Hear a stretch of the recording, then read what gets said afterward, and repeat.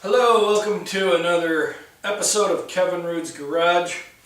We're back here with our Johnson Model 300, 1936, 3.7 horsepower, made in Peterborough, Ontario, Canada.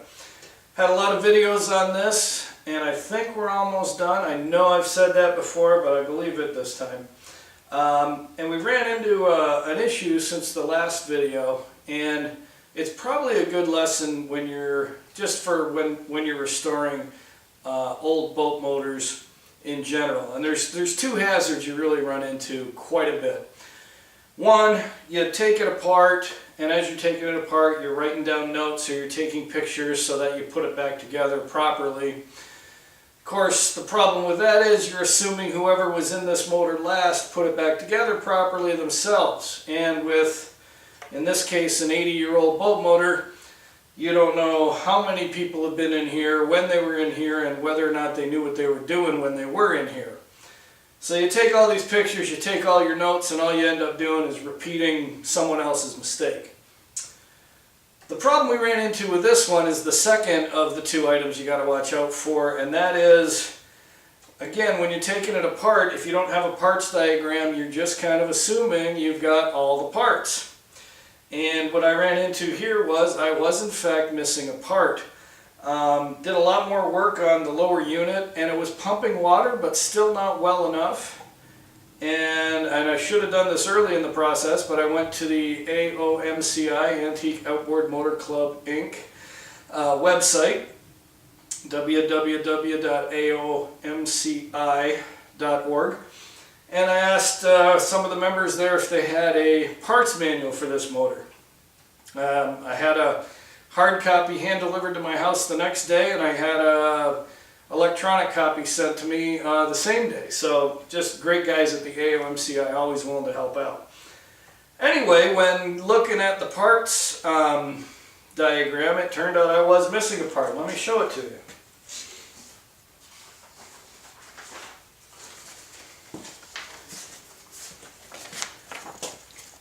So I highlighted it there in pink.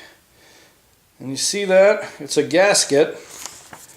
The part number is, put on the old readers here, part number is 3976, and you go to the parts list, and I've highlighted 3976. See what that says? Gasket, gear case to water pump, or pump to gear case, same thing. So let's go take a look at the where the pump and the gear case hook up, see if there's a gasket there.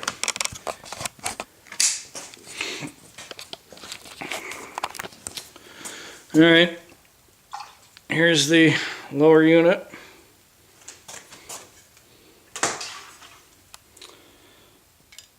Here's the pump. This guy here is the gear case. So there ought to be a gasket right where those two connect.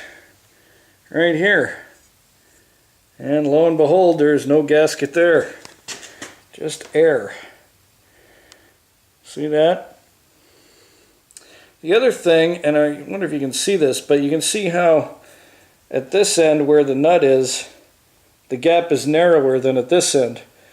That should have been a clue to me right there that, boy, this thing needed a gasket, because that should be flush. And as you can see, it's kind of a wide gap down here and a narrow gap here. So we're going to have to go ahead and cut a gasket for that, put it in, and see if that doesn't solve our pumping problem. The other thing I did since our last video, you might remember this piece of copper pipe here. The original one that was in there was all kind of kinky and bent up. So a couple weeks ago I was at my buddy Mark Carney's house. Mark's another member of the AOMCI.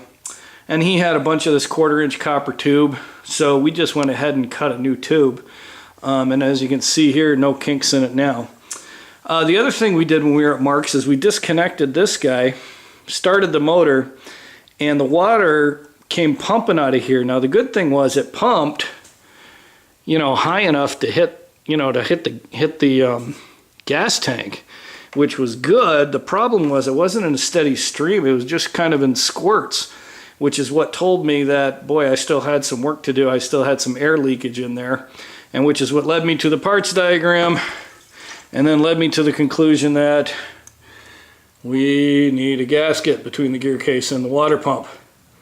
So let's go ahead and cut that gasket, put it on, let it dry overnight, and then hopefully tomorrow we'll be able to attempt to start it again and see if we got water pumping all the way through the system. And again, if it is pumping all the way through the system, the water should be coming out right here. All right, we'll be back tomorrow.